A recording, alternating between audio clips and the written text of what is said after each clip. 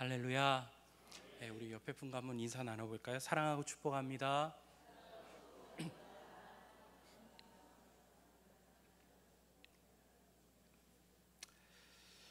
우리 교회의 역사는 2000년이 되는데, 놀라운 것은 2000년 동안 교회 본질이 변화되지 않고 잘 지켜왔다는 것이고, 교회 본연의 모습이 왜곡되지 않고 잘 유지되어 왔다는 것입니다.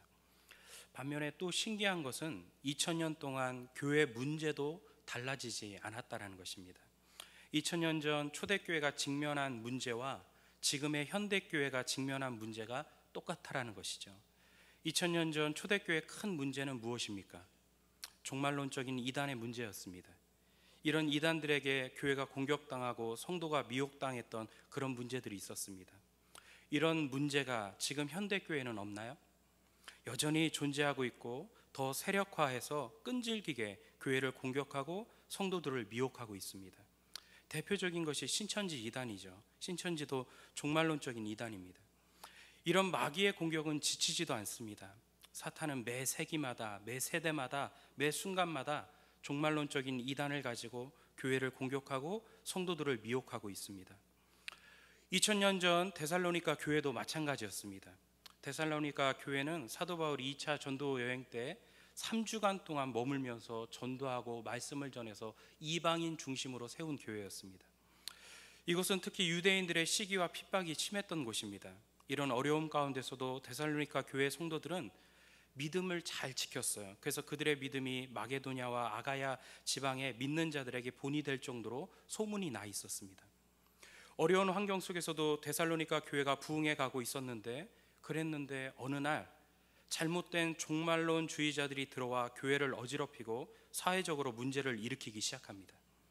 이 종말론 이단들의 주장은 무엇입니까? 예수님의 재림이 가까웠으니 아무것도 하지 말고 재림하시는 예수님을 맞이해야 된다는 것입니다. 그래서 데살로니가 교회의 교인들은 일하지도 않고 먹고 노는 무의도식하는 사람들이 많아졌다는 것입니다. 또 어떤 자들은 예수님이 이미 영적으로 임하였다라는 잘못된 주장을 하기도 했습니다. 이런 이야기를 듣고 사도 바울이 다시 한번 이 데살로니가 교회 교인들의 신앙을 일깨우기 위해서 쓴 편지가 바로 데살로니가 전후서입니다. 여러분, 주 1세기 초대교회가 겪었던 문제를 2000년이 지난 지금도 여전히 우리는 똑같은 이 문제를 겪고 있습니다. 왜 그렇습니까? 사람들이 종말이라는 단어에 대해서 민감하기 때문입니다. 어느 누구도 종말이라는 단어에 자유롭고 초월할 사람은 없습니다. 지구는 지금도 종말을 향해 가고 있습니다. 인터넷에서도 지구 종말에 관한 기사를 보면 대부분 다 뻔한 이야기예요.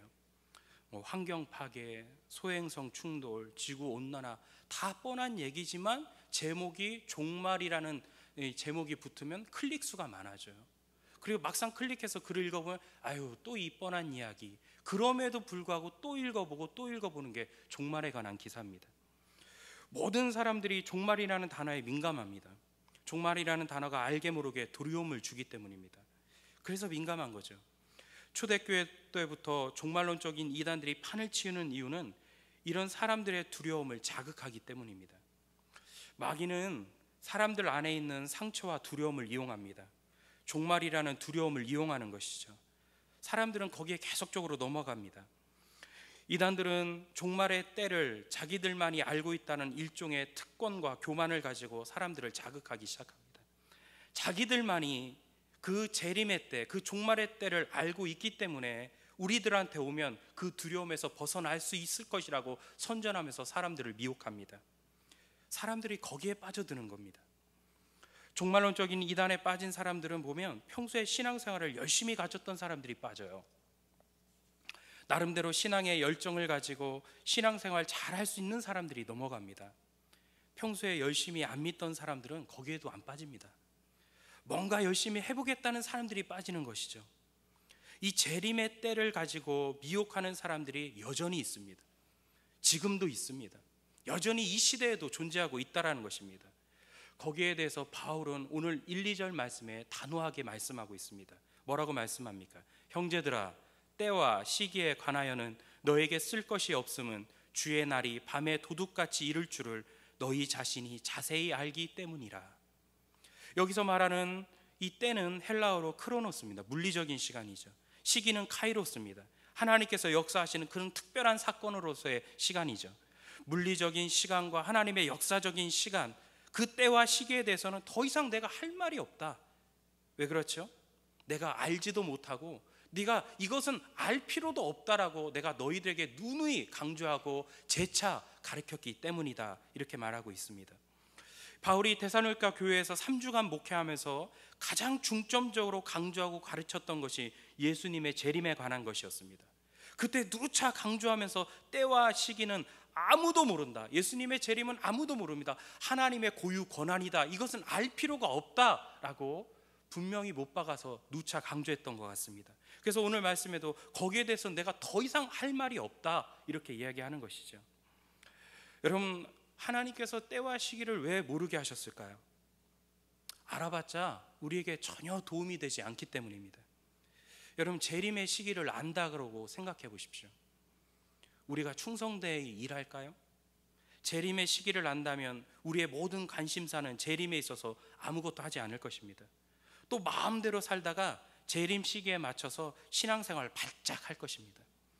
지금으로부터 30년 후에 예수님 재림하십니다. 정확한 날짜가 있습니다. 그럼요, 대부분 사람들이요 29년 동안 마음껏 놀 거예요. 마음껏 생활할 거예요. 그리고 1년 남겨놓고 바짝 신앙생활 할 겁니다. 대부분 그렇게 하지 않을까요? 누가 열심히 신앙생활 합니까? 누가 충성되이 일합니까? 재림 시기를 알면 우리 신앙이 더 방탕해지는 거예요. 더 망가지는 거예요. 믿음이 어디 있어요? 소망이 어디 있어요? 마음대로 사는데. 재림 시기를 안다고 좋다고요? 전혀 도움이 되지 않습니다. 우리에게 이롭다면 하나님이 벌써 알려주셨을 거예요. 전혀 이롭지 않기 때문에 알려주시지 않는 것입니다. 여러분, 우리는요 재림 시기가 언제인지 궁금해하지 말고 우리가 궁금해야 되는 것은 예수님이 언제 오시느냐, 이것은 궁금해할 필요가 없어요. 우리가 궁금해해야 될 것은 왜 오시는가에 대해서 궁금해하셔야 됩니다. 언제가 아니에요. 왜 오시는가? 예수님은 과연 왜 이 땅에 오시는가? 왜 관해서 관심을 갖고 우리가 신경을 써야 될 부분이죠. 여러분, 예수님이 왜 오시나요? 언제는 알 필요가 없어요. 왜 오시는지만 알면 돼요. 왜 예수님께서 이 땅에 오시죠? 여러분, 예수님께서는 이 땅을 심판하시기 위해서 오십니다. 심판에 주로 오실 거예요. 그리고 만물을 구속하실 것입니다. 그리고 믿는 자들에게 새 하늘과 새 땅을 만들어 주실 것입니다. 이 지구는 더 이상 쓰지를 못해요. 너무나 망가져서 더 이상 사람이 살지도 못하고 망가져서 사용할 수가 없습니다. 그래서 이 지구는 떠나서 하나님께서 예비하신 그 놀라운 새 하늘과 새 땅을 우리에게 허락해 주시기 위해서 예수님이 이 땅에 오시는 것입니다.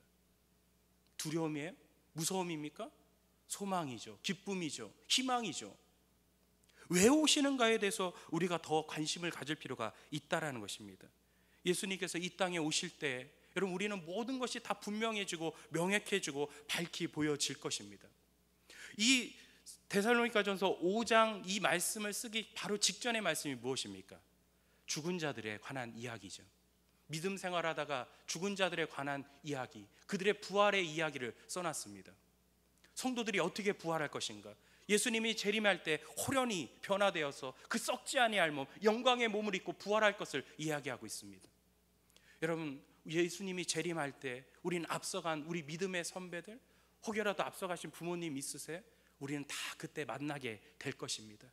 영광스러운 몸을 입고 다 만나게 될 거예요. 저도 그 재림의 때 꼭 만나고 싶은 사람이 한 명이 있어요. 저희 어머니가 저희 3남매를 낳으셨는데요, 3남매 말고 한 명이 더 있었다고 하시더라고요. 우리 큰 누나 바로 위에 누나가 한 명이 더 있었대요. 태어난 지 열흘 만에 죽었대요. 근데 누군지 참 궁금해요. 만나고 싶어요. 재림의 때에 그 누나를 만나게 될 거예요. 어떤 모습으로 여러분 재림하는지 거기에 대해도 의견이 많아요. 어릴 때 죽은 사람은 어린 모습으로 부활하냐, 90살에 죽은 사람은 90살의 모습으로 부활하냐, 여기에 대한 논란도 많죠. 어떤 사람은 예수님이 33살에 부활하셨기 때문에 모든 사람이 다 33살의 모습으로 부활할 것이다. 또 어떤 사람은 이렇게도 얘기합니다. 가장 좋을 때의 모습으로 부활할 것이다. 이게 가장 의견을 많이, 지지를 많이 받고 있는 의견 중에 하나입니다. 남자는 가장 좋을 때가 몇 살이에요? 20살 때쯤. 여자는 18살 때쯤. 그런 모습으로 부활하게 될 거라는 거예요. 거기도 확실치는 않아요. 그런 의견일 뿐이지 확실한 건 아닙니다. 그리고 여러분, 학설이 얼마나 많아요. 전천년설, 후천년설, 7년 대환란이 있다 없다. 성경이 뭐 하나 명확하게 밝혀준 게 없습니다. 하지만 예수님이 재림하는 그 순간에 우리는 다 알게 될 거예요. 그 열흘 만에 죽은 우리 누나 보는 순간에 알 거예요. 아, 우리 누나였구나, 내 누나였구나. 바로 알게 될 겁니다. 모든 게 다 명확해질 거예요. 모든 게 다 분명해질 거예요. 모든 게 다 밝히 보여질 것입니다. 그동안 신비에 쌓였던 그 놀라운 것들이 다 밝혀지는 것이 바로 재림의 때예요. 얼마나 기쁨이에요. 얼마나 소망입니까? 두려움이 아니잖아요. 그 시기를 알려고 왜 애쓰세요? 왜 오시는지에 대해서 우리가 관심을 더 가져야 되는 것입니다. 여러분, 하지만 때와 시기는 모르지만 나타나는 현상들을 통해서, 징조들을 통해서 그 예수님의 재림의 때와 시기를 짐작할 수 있다라고 말씀하고 있습니다. 3절 말씀 보실까요? 그들이 평안하다 안전하다 할 그때에 임신한 여자에게 해산의 고통이 이름과 같이 멸망이 갑자기 그들에게 이르르니 결코 피하지 못하리라. 해산의 고통으로 마지막 때를 설명하고 있습니다. 왜 해산의 고통으로 설명했을까요? 우선은요, 고통스럽기 때문입니다. 불가피한 고통입니다. 피할 수 없는 고통이에요. 반드시 지나가야 되는 고통이에요. 해산의 고통 없이 출산을 맞이할 사람 있나요? 어느 누구나 출산의 기쁨을 맛보려면 해산의 고통을 지나야 됩니다. 이건 피할 수 없는 고통이에요. 반드시 지나가야 될 고통이에요. 하지만 그것은 고통이에요. 마지막 때가 마치 이것과 같다라는 것입니다. 출산의 고통은 어렵고 고통스럽고 산모에게는 1분이 하루처럼 길게 느껴지는 고통이에요. 산모들의 비명소리가 들리고 계속되는 진통 때문에 이 통증에 그 비명소리가 병원에 울려 퍼지는 것이죠. 예수님이 재림할 그때쯤에는 마치 이 사회가, 이 전 세계가, 이 지구가 비명소리가 들린다는 거예요. 신음하는 소리가 들린다는 거예요. 진통하는 소리가 들린다는 것입니다. 이것이 말세의 징조들입니다. 재림의 때가 가까우면 가까울수록 세상은 신음합니다. 사회가 진통하고 자연이 진통하고 만물이 다 진통을 겪습니다. 복음서에서 예수님께서 예수님의 재림 직전에 나타날 다양한 징조들에 대해서 말씀하셨습니다. 대부분이 다 고통이에요. 다 신음이고 아픔입니다. 예수님께서 감람산 위에 앉으셨을 때 제자들이 와서 물었습니다. 주의 임하심과 세상 끝에는 무슨 징조가 있사오리까? 이 질문에 대해서 예수님께서 우선적으로 뭐라고 말씀하십니까? 말세의 때가 가까우면 이 거짓이 많아질 것이다. 거짓 그리스도가 나타나서 너희들을 미혹할 것이다. 난리와 난리의 소문이 들릴 것이다. 민족이 민족을, 나라가 나라를 대적하는 그런 전쟁이 벌어질 것이다. 곳곳에 기근과 지진과 전염병이 있을 것이다. 이렇게 말씀하셨어요. 하늘의 세력들이 흔들릴 것이다. 절대로 흔들릴 것 같지 않다. 파괴되지 않을 것 같은 해, 달, 별들에게 문제가 생긴다는 거예요. 우리는 절대로 달이 이상할 거라고 문제가 될 거라고 생각하지 않잖아요. 해가 문제가 될 거라고 생각해요? 하지만 말세가 되면요, 해도 달에게도 별들에게도 문제가 생긴다는 것입니다.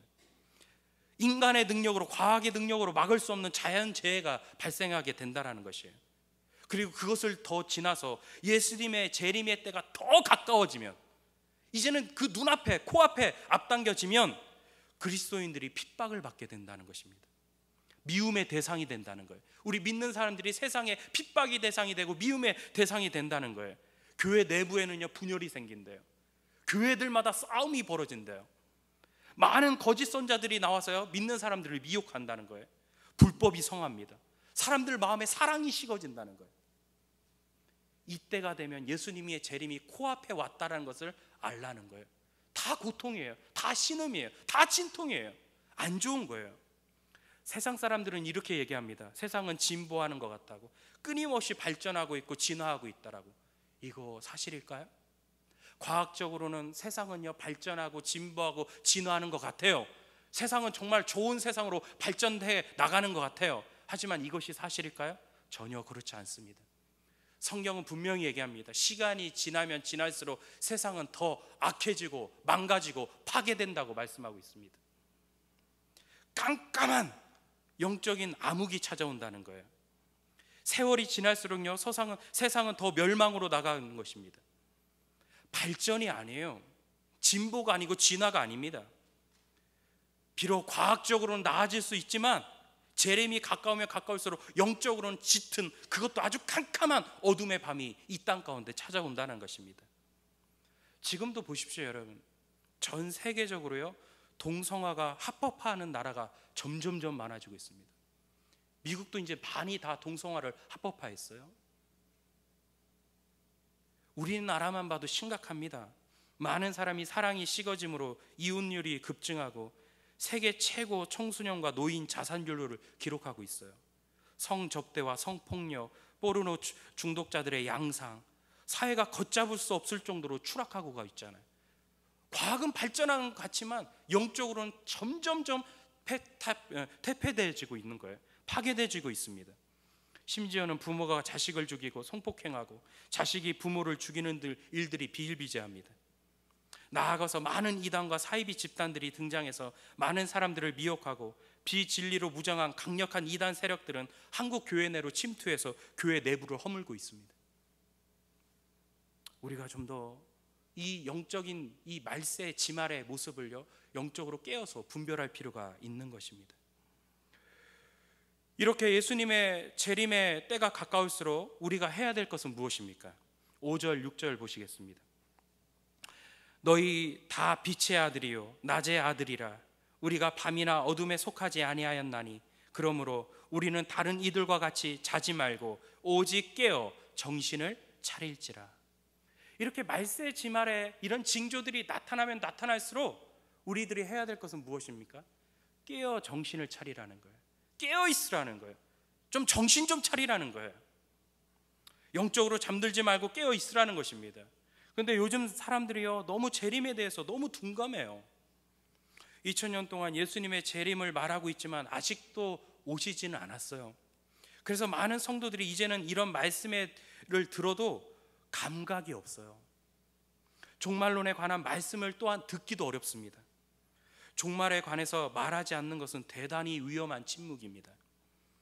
예수님이 십자가 지시기 전에 마지막으로 그 3일 동안에, 그 일주일 동안, 그래서 그 3일 기간에 가장 많이 강조하고 가장 많이 말한 것이 세상 종말과 재림에 관한 이야기입니다. 예수님이요, 십자가 지시기 3일 전부터 계속적으로 끊임없이 말하는 게 세상 종말이 있다, 재림이 있다, 내가 다시 올 것이다라고 끊임없이 말했다는 것입니다. 그럼에도 불구하고 우리는 이 세상 종말과 예수님의 재림에 대해서 침묵하고 있어요. 말하는 것을 꺼려합니다. 대단히 위험한 침묵이죠. 4절 말씀에 도적같이 온다고 했습니다. 이것을 헬라어로 번역하면 헥세이라고 합니다. 헥세이라는 뜻은요, 반드시 온다라는 뜻이에요. 반드시 온다. 예수님은요, 반드시 오십니다. 반드시 이 땅을, 만물을 구속하시고 이 땅의 심판주로 이 땅에 재림하게 될 것입니다. 우리가 이것을 알아야 돼요. 잠깐 지금 유보 기간이라고 해서요, 방심하면 안 된다라는 것입니다. 베드로전서 3장 3절 4절의 말씀에 보면요, 말세에 이런 증상들이 나타난다는 거예요. 말세에 조롱하는 자들이 와서 자기의 정욕을 따라 행하며 조롱하여 이르되 주께서 강림하신다는 약속이 어디 있느냐? 조상들이 잔후로부터 만물이 처음 창조될 때와 같이 그냥 있다 하니. 말세와 가까워지면 가까워질수록요, 이 세상 사람들이 하는 말이 뭐예요? 예수님의 재림이 어딨냐? 그런 거짓말이 어딨냐? 그런 말 같지도 않는 말이 어디 있느냐? 이런 말을 공공연하게 떠들고 다닌다는 거예요. 재림은 없다, 이런 말들이 막 들려지기 시작한다는 거예요. 만물이 우연히 와서 자연 질서대로 그냥 반복될 뿐이지 창조자가 어딨냐? 창조자의 개입이 어딨냐? 그냥 자연스럽게 만물은 진행될 뿐이다. 예수님의 재림도 부인하고 하나님의 그 창조도 부인하고 하나님의 역사적인 간섭도 부인하는 거예요. 이것이 말세입니다. 그래서 우리 믿는 사람들도요, 거기에 점점점 둔감해지는 거예요. 재림에 대해서 마음을 두지 않아요. 둔감해져요. 민감하지 않아요. 거기서 심각성을 알지를 못한다는 거예요. 점점점 재림에 대해서 무감각해져서 영적으로 결국에 잠들어 버린다라는 것입니다. 그러므로 우리는 반드시 오시는 주님의 재림 앞에 우리는 깨어 있어야 됩니다. 마땅히 깨어 있어야 될 시간에 잠자고 있는 성도들이 교회 안에 의외로 많아질 수 있다는 것을 예수님은 누차 경고하셨어요. 여러분, 열처녀의 비유도 한번 보십시오. 10명 중에 몇 명이 하나님 나라에 들어가요? 5명 들어가요. 50%입니다. 생각보다 많지 않아요. 여러분, 말세가 되면요, 교회 안에 의외로 잠자는 사람들이 많아진다는 거예요. 그래서 이 말세, 예수님의 재림에 대한 말씀을 한번 읽어보세요. 다 경고성 말씀이에요. 왜 그래요? 그만큼 잠들어 있는 사람들이 많기 때문에 깨어 있으라고 누차 얘기하는 것입니다. 너희들은 정신 차려라, 잠들지 말아라, 깨어 있어라, 깨어 있어라, 이렇게 계속적으로 말씀하고 있는 거죠. 그럼에도 불구하고 말세 지마를 겪고 있을 때는 잠들고 있는 사람들이 점점점 많아진다는 것을 이것 또한 경고하고 있습니다. 여러분, 이런 말씀을 듣고 우리가 해야 될 것은요, 정말 정신 차리고 깨어 있어야 됩니다. 깨어 있다라는 것은 세상의 마음을 빼앗기지 않는다는 거예요. 영적으로 잠들어 보세요. 세상 즐기는 재미에 마음이 푹 빠져서 내 마음이 온통 거기에 다 가 있는 거예요. 세상을 즐기는 그 방탕함과 술 취함과 그 즐김 속에 거기에 마음을 다 두는 거죠. 그게 영적으로 잠자는 거예요. 또 어떤 사람은 생활의 염려에 마음이 온통 거기에 다 빠져 있다는 거예요. 또 예수님은 이렇게 말씀하셨어요. 삶의 풍족한 누림에도 거기에도 마음을 다 뺏긴다는 거예요. 잘 사는 것도 문제래요. 또 누가복음 17장에 보면 일상생활의 일에도 마음을 다 빼앗긴다는 거예요. 그게 노아 때 이야기를 하잖아요. 홍수가 나기 전까지도 사람들은 먹고 마시고 장가가고 시집간다고. 여러분, 먹고 마시고 열심히 돈 벌고 결혼하고 자녀 키우고 가정 꾸리는 거, 이게 뭐가 잘못입니까? 근데 문제는 뭐가 있죠? 거기에 홀랑 우리 마음이 다 빠져 있는 거예요. 자녀 키우는데 마음이 다 빠져 있는 거예요. 열심히 돈 버는데 마음 다 빠져 있는 거예요. 먹고 마시는데 온통 우리의 마음이 다 거기에 빠져 있는 거예요. 이것이 바로 영적으로 잠자는 모습이에요. 노새 사위들 이야기도 예수님이 예를 듭니다. 불의 심판이 있을 것이라고 그렇게 강조하고 그렇게 강조해도 노새 사위들이 어떻게 했어요? 농담으로 여겼더라, 이렇게 말씀하고 있습니다. 에휴, 그런 게 어디 있어, 농담이, 거짓말하지 마세요, 이렇게 했다는 거예요. 이런 사람들이 말세 지말에는 우리 교회 안에 많이 생겨난다는 거예요. 영적으로 잠드는 사람들이 그렇게 많이 생겨난다는 것입니다. 설마 하는 사람들이 많이 생겨나는 거예요. 여러분, 우리 사회 속에서 큰 문제되는 것이 무엇입니까? 안전불감증이잖아요. 세월호 사건도 보세요. 그렇게 급에 문제 있다고, 더 타면 안 된다고, 운행하면 안 된다고 누차 경고하고 또 경고했대잖아요. 그래도 사람들은 설마 하다가 그 배가 빠져버린 거 아니에요. 그렇게 안전불감증에 우리가 빠져 있어요. 이것도 문제지만 더 심각한 건 뭐예요? 영적인 안전불감증에 빠져 있는 사람도 심각한 겁니다. 영적으로 너무 안전불감증에 빠져 있어요. 설마 예수님이 오시겠어? 나 때에 오시겠어? 내 당대에 오시겠어? 설마 하는 거죠. 여러분, 정신 차리라는 거예요. 그런 사람들은 오늘 말씀을 듣고 정신 차리라는 거죠. 좀 근신하고 절제하라는 거예요. 정신 차리라는 건 근신하고 절제하라는 거예요. 끊을 건 끊으라는 거예요. 버릴 건 버리라는 거예요. 버려야 될 잘못된 습관들, 죄악들 다 끊어버리고 버리라는 것입니다. 그리고 마음을 다시 한번 위에 두라는 거예요. 하나님께 두라는 거예요. 위의 것을 생각하라는 것입니다. 우리의 마음을요, 세상에 홀랑 빠져서 거기에 두지 말고 우리의 마음을 다시 한번 끌어올려서 하나님의 나라, 재림, 영원한 하나님의 축복, 하나님의 영원한 나라, 거기에 우리 마음을 두라는 것입니다. 여러분, 나의 마음을 위로 갖다 둔다는 것이 결코 쉽지 않습니다. 우리 마음은요, 물과 같아요. 그래서 가만히 놔두면요, 우리 마음은 항상 낮은 곳으로 흐릅니다. 저 낮은 세상으로요, 우리 마음이 다 흘러가게 되어 있어요. 우리 마음이 물과 같다니까요. 물은 낮은 곳으로 흐르잖아요. 우리 마음 가만히 놔둬 보세요. 그러면요, 우리 마음이 저절로 세상에 가 있어요. 세상의 즐거움에 다 빠져 있어요. 그래서 우리는요, 항상 내 몸을 치고 우리 마음을 붙잡아서 위로 끌어다 올려야 돼요. 하나님께 우리 마음을 두어야 돼요. 위에다 우리 마음을 두어야 돼요. 하나님 나라에 우리 마음을 두어야 됩니다. 이것이 바로 정신 차리는 거예요. 여러분, 세상이 결코 만만치 않습니다. 세상이 얼마나 달콤해요. 때로는 얼마나 심각해요. 우리 생각보다 세상이 어려워요. 그 세상에 우리 마음 뺏기지 말고 우리 다시 한번 깨어 정신 차려서 우리 마음을 끌어올려서 하나님 나라에 두는 우리 모두가 되기를 주의 이름으로 축원합니다. 잠자는 사람들 사이에 깨어 있으면 이상한 취급받죠. 여러분, 우리도 마찬가지. 다른 사람들 다 자고 있는데 혼자 깨어서 돌아다닌다고 생각해 보세요. 이상한 취급받잖아요. 노아도 그랬잖아요. 120년 동안 노아 방주 만든다고 120년 동안 산 위에서 방주 만들었을 때 세상 사람들이 바보 취급했잖아요. 정신 이상자로 생각했잖아요. 그럼에도 불구하고 노아가요 120년 동안 방주를 만들었어요. 누가 승리했어요? 누가 이겼습니까? 여러분, 때로는요 우리가 세상 속에서 바보가 될 필요 있어요. 깨어있다고 우리를 조롱하고 우리에게 손가락질 해도요 우리 다시 한번 정신 차리고 깨어 있어야 됩니다. 그리고 다시 오실 주님을 바라봐야 됩니다. 깨어있는 사람은요 증거가 있어요. 어떤 것인지 아십니까? 깨어있는 사람, 영적으로 깨어있는 사람은 예수님의 재림을 소망해요. 기쁨으로 맞이해요. 빨리 오셨으면 좋겠어요. 여러분 마음 가운데 이런 마음이 있으신가요? 마라나타, 주 예수여 어서 오시옵소서, 지금이라도 오늘 밤이라도 오시옵소서, 이런 마음이 있으세요? 언제든지 예수님 오시면 내가 기쁨으로 나가 주님 영접하겠습니다, 이런 마음이 있으세요? 이런 마음이 있다면 깨어있는 사람이죠. 여러분, 한 번쯤 예를 들어보세요. 어떤 부부가 있어요. 남편이 저 사우디로 나가서요 돈 벌러 해외로 나갔습니다. 남편은 열심히 일해서 돈을 송금해 주는 거예요.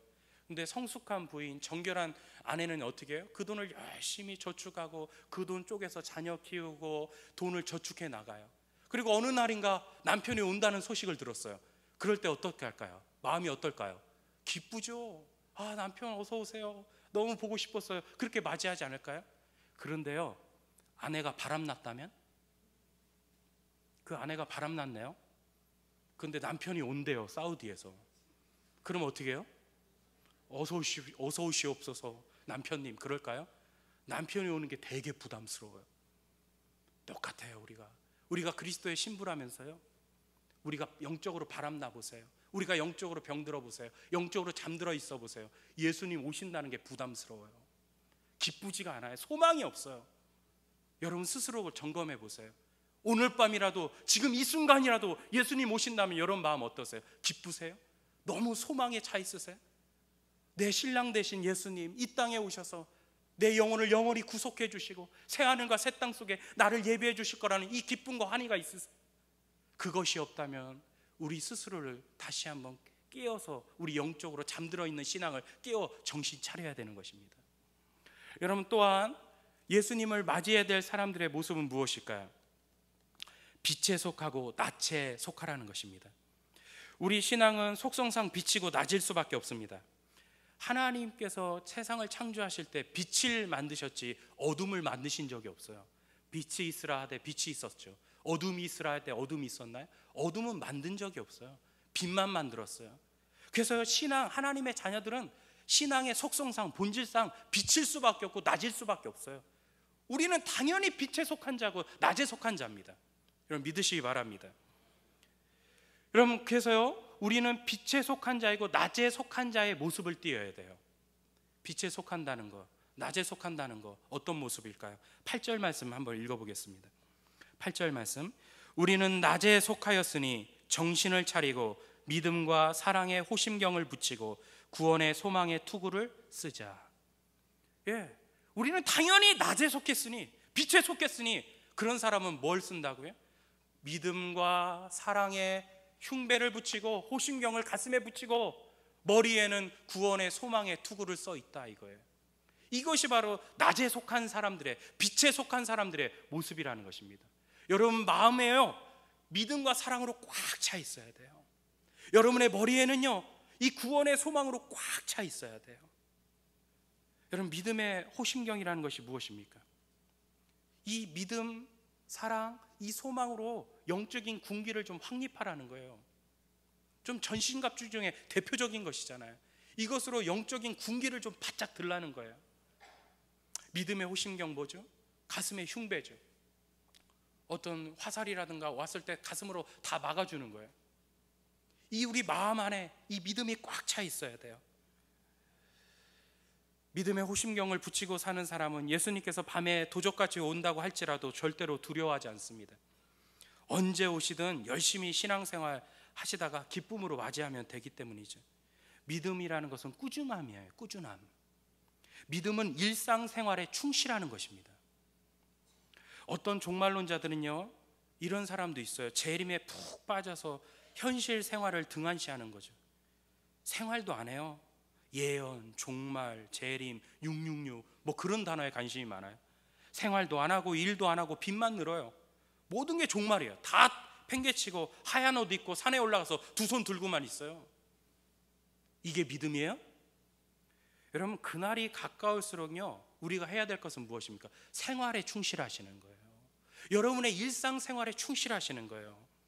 여러분, 예수님 재림하실 때요, 우리가 산에 올라가 흰옷 입고 산에 올라서 두 손 벌리고 있을 때 예수님 재림하지 않습니다. 여러분, 예수님 재림하실 때요, 여러분 열심히 빨간 장갑 끼고 있다가 열심히 설거지하다가 여러분 들림 받을 거예요.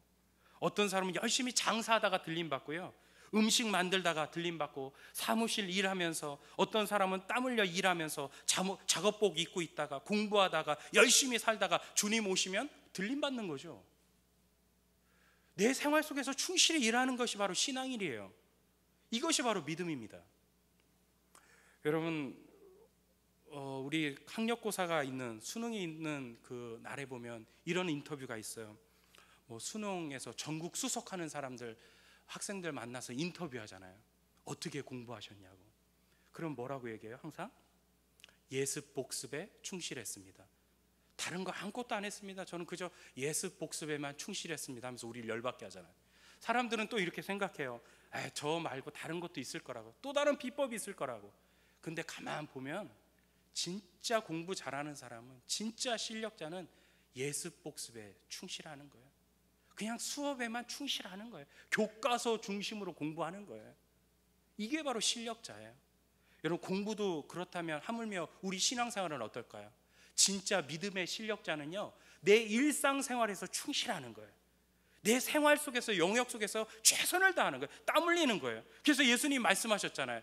너희들이 들림 받을 때 뭐 하고 있다고요? 밭에서 밭 갈고 있을 거라고, 맷돌 돌리고 있을 거라고. 여자들은 부엌에서 맷돌 돌리다가, 남자들은 밭에서 밭 갈고 있다가, 그때 들림 받을 거라는 거예요.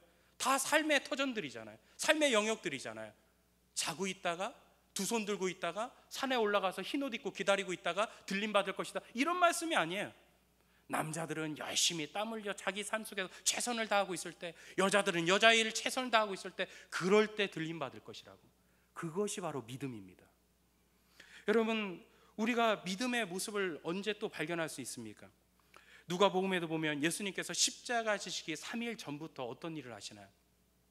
그때부터 재림에 관한, 종말에 관한 말씀을 하세요. 이제 3일 후면 예수님은 십자가에서 죽으세요. 이 세상을 떠나세요. 그럼에도 불구하고 예수님의 모습은 뭐죠?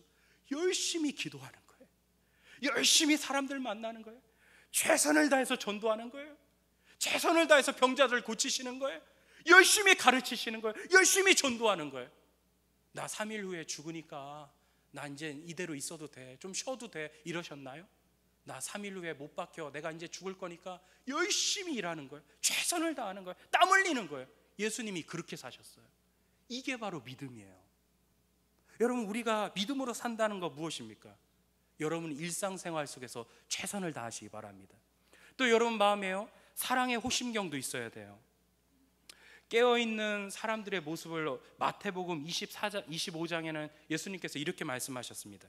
마태복음 24장에 예수님께서 종말에 관해서 말씀하시고, 깨어있는 사람들의 모습이 어떤 사람들의 모습인지 세 가지 비유로 마태복음 25장에 대해서 말씀하고 있죠. 세 가지 비유가 무엇입니까? 열처녀의 비유, 달란트의 비유, 양과 염소의 비유입니다. 근데 여기서 눈여겨봐야 될 비유가 하나 있어요. 그것이 바로 양과 염소의 비유예요. 양과 염소의 비유가 무엇이죠? 내가 왔을 때 누가 나의 우편에 앉고 들림 받고 재림 때 누가 승리하느냐? 가난하고 힘든 사람들 도와준 사람이다. 헐벗고 굶주린 사람 도와준 사람이 구원받는다, 이렇게 말씀하고 있어요. 여러분, 우리가 마음에 사랑이라는 호신경을 딱 붙이고 있으면요, 내가 나를 위해서 살지 않습니다. 다른 사람을 위해서 최선을 다하는 거예요. 열심히 사랑하는 거예요. 최선을 다해서 섬기는 거예요. 최선을 다해서 그 사람을 높여주는 거예요. 정말 가슴 뜨겁게 사랑하는 거예요. 사랑은 열정이잖아요. 그냥 열정 있게 살아가는 거죠. 예수님께서 종말 예언과 똑같이 예언한 것이 무엇이죠? 누가복음 21장에 보니까 성전, 예루살렘 성전 파괴와 같이 이 세상이 파괴될 것이다라고 말씀하고 있어요. 이 나사렛 촌놈들이었던 이 제자들이요, 드디어 예루살렘 그 큰 도시로 왔어요. 거기에서 딱 봤더니 입이 떡 벌어진 건물을 봤죠. 그것이 무엇입니까? 예루살렘 성전이에요. 입이 막 벌어졌나 봐. 이렇게 벌어졌나 봐요. 그랬더니 예수님 뭐래요? 그 입 다물라 그랬잖아요. 너희들 입 다물고 잘 들어라. 이렇게 큰 화려한 성전이 언젠가는 돌 하나 남기지 않고 다 파괴될 것이다. 그리고 이 세상도 이 성전이 파괴되는 것처럼 이 세상도 파괴될 것이다. 이렇게 말씀하고 있어요. 여러분, 왜 예루살렘 성전이 파괴되어야 됩니까? 여러분, 그것은요, 성전만 화려하게 지어놨지 그 안에는 종교 지도자들의 온갖 비리가 성행했고 매너리즘에 빠진 인간의 위선과 가증된 종교 예식만 남아있기 때문이에요. 성전이긴 그냥 겉모습만 성전이지 거기는 하나님의 임재도 없고 하나님의 영광도 없어요. 하나님의 영광의 임재가 다 떠난 거예요. 그러니 더 이상 하나님과의 만남도 없어요. 예배도 없어요. 온전히 예배가 드려지지 않아요. 겉모습만 번쩍했던, 삐까뻔쩍했던 그 성전은 파괴되어야만 했던 것입니다. 우리가 말세 때 우리의 모습이 똑같다라는 거예요. 거기에 대해서 디모데후서 3장에 똑같이 우리가 말씀하고 있잖아요. 경건의 모양은 있으나 경건의 능력은 없을 것이라고, 말세에는. 여러분, 이런 이유가 다 왜 이런 이유가 생깁니까? 우리 마음에 사랑이 없어지기 때문입니다. 사랑이 없기 때문에 열정이 없어지는 거예요. 그래서 디모데후서 3장에 보면요, 이렇게 말씀하고 있어요. 말세에 고통하는 때가 이를 때 사람들은 자기를 사랑하며 돈을 사랑하며 자랑하며 교만하며 부모를 거역하며 감사하지 아니하며 거룩하지 아니하며 무정하고 원통함을 풀지 않고 쾌락을 사랑하기를 하나님 사랑하는 것보다 더하며 경건의 모양은 있으나 경건의 능력은 없는 자이다. 왜 이런 일들이 벌어지죠? 말세? 마음에 사랑이 없다는 거예요. 사랑은 있긴 있는데 자기를 사랑하는 거예요. 마음에 사랑이 다 떠난다는 거예요. 말세는요, 사람들 마음에 사랑이 떠난다는 거예요. 열정이 다 식어버리는 거예요. 다른 사람을 뜨겁게 사랑하지도 못해요. 사랑이 없으니까 도와주지도 못해요. 섬기지도 못해요. 사랑이 다 떠나니까, 열정이 다 식어버리니까 예배가 죽어요. 멀쩡히 교회는 다니는데 그 안에 능력은 다 없어요. 모양은, 겉모습은 아주 반지릇해요. 하지만 그 안에 능력이 없어지는 거예요. 왜요? 사랑이 없어지기 때문입니다. 그래서 사도 바울은 이렇게 얘기해요. 말세에 너희들 마음에 사랑의 호심경을 붙여야 된다고, 사랑으로 꽉 차 있어야 된다고 이것을 이야기하는 것입니다. 또 마지막에는 우리 머리에 소망의 투구를 또한 써야 됩니다. 소망을 가져야 돼요. 여러분, 이 역사는 하나님께서 창조하셨고 이 역사는 또한 하나님께서 마지막 마무리를 하실 것입니다. 그리고 우리는 그 역사에 대한 책임이 다 있어요. 이 시대가 타락할 때 역사의 마지막을 생각하지 않습니다. 시대가 타락하면 타락할수록, 말세에 가까워질수록 마지막을 생각하지 않아요. 마지막에 대한 소망이 없어요. 여러분, 초대교회가 언제 힘을 다 잃어버리고 타락했나요? 마지막이라는 재림에 대한 소망을 잃어버릴 때부터예요. 기독교를 국교로 인정되면서 지하교회가 지상교회로 올라오면서부터 재림의 소망을 갖지 않는 거예요. 로마가 하나님의 나라인 줄 알았어요. 그래서 어거스틴은 하나님의 도성이라는 책을 써서 로마는 하나님의 나라가 아니다, 하나님의 나라는 언젠가 이 땅 가운데 새하늘과 새 땅으로 이 땅 가운데 도래할 것이다, 이것을 강조하기 위해서 하나님의 도성이라는 책을 썼죠. 사람들이요, 이 초대교인들이요, 저마다 하나님의 나라, 하나님의 재림, 그 예수님의 재림에 대한 소망을 다 잃어버리기 시작했어요. 그때부터 교회가 타락해요. 그때부터 신앙의 능력이 없어지기 시작했다는 거예요. 여러분, 우리는요, 우리 마음속에 소망을 가져야 돼요. 재림에 대한 소망을 가져야 됩니다. 마지막 때에 대한 관심이 있어야 돼요. C.S. 루이스 교수도 이렇게 말합니다. 천국을 준비하지 않는 사람은 이 세상의 삶도 준비하지 않는 사람이다. 천국을 목표로 하는 사람은 이 세상의 삶에 자신을 투신하지만 땅을 목표로 하는 사람은 아무것도 이루지 못한다. 여러분, 우리의 소망은 하늘에 있습니다. 예수님의 재림이 여러분의 소망 되시길 바랍니다. 소망하셔야 돼요. 그리고 그날을 기뻐하셔야 됩니다. 마음으로 바라보셔야 됩니다. 우리도 요한계시록 그 마지막 구절의 말씀처럼 마라나타, 주 예수여 어서 오시옵소서, 이 땅 가운데 언제든지 오시옵소서, 그리고 이 만물을 다 구속해 주시고 새하늘과 새 땅으로 우리를 예비하여 주옵소서, 이런 소망이 우리 머릿속에 가득 차 있어야 돼요. 이런 소망을 잃어버리시면 안 됩니다. 사람들이 지금의 현실에 그 고통이 아무리 크다고, 어려움이 크다고 해도요, 이 재림의 소망만큼은 잃어버려서는 안 돼요. 소망으로 가득 차 있는 사람은요, 예수님께서 이렇게 말씀하셨어요. 여러분, 종말을 잘 준비하는 사람의 모습을요, 예수님께서는 어떤 한 과부의 모습을 들어서 말씀하셨습니다. 예수님께서 종말에 관한 말씀을 하시기 전에요, 이 과부 이야기부터 하세요. 야, 저 과부를 한번 봐봐라. 어떤 과부가 오더니 자기 전 재산이었던 동전 2개를 다 하나님 헌금함에 넣었습니다. 그 모습을 보고 예수님께서 뭐라고 말씀하세요? 야, 저게 진짜 헌금이고 저게 정말 종말을 맞이하는, 종말을 준비하는 사람의 모습이다, 이렇게 얘기합니다. 여러분, 종말이 딱 다가올 때는요, 우리가 소망으로 가득 차 있는 사람은요, 내 것을 내 것으로 주장하지 않는 거예요. 하나님께서 야, 네 재물 다 내놔라, 네 물질, 네가 가지고 있는 재물 다 내놔라, 언제든지 다 내놓을 줄 아셔야 돼요. 네가 갖고 있는 시간 다 내가한테 내놔라, 시간도 언제든지. 네가 가지고 있는 지위, 권력, 명예 다 내려놔라, 다 내려놓을 줄 알아야 돼요. 내 것이라고 꽉 움켜져서 재물의 소망을 갖고 이 세상의 명예의 권력의 소망을 갖고 있는 사람, 종말을 준비하고 있는 사람, 재림을 소망하는 사람의 모습이 아니에요. 재림을 소망하는 사람의 모습은 언제든지 내놔라, 내 앞에 다 내려놔라. 그럴 때 물질도 시간도 내 자녀도 내 삶도 내 권력도 명예도 지위도 다 주님 앞에 내려놓을 수 있는 사람의 모습이 바로 재림을 소망하는 사람의 모습인 것입니다. 여러분, 이런 소망을 가지고 살아가시기 바랍니다. 여러분, 예수님은 반드시 이 땅 가운데 오시게 될 것입니다.